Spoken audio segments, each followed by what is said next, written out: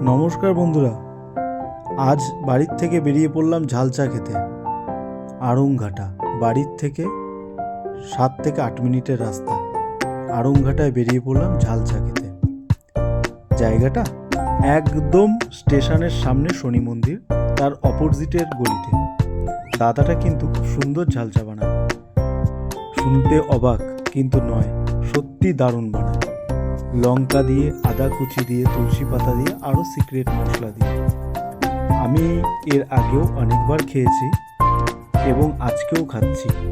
আর ঠান্ডার দিনে এই ঝাল চাটা তো দারুণ লাগে। তোমরা কি ট্রাই করবে? অবশ্যই করে দেখো, খুব ভালো লাগবে কিন্তু।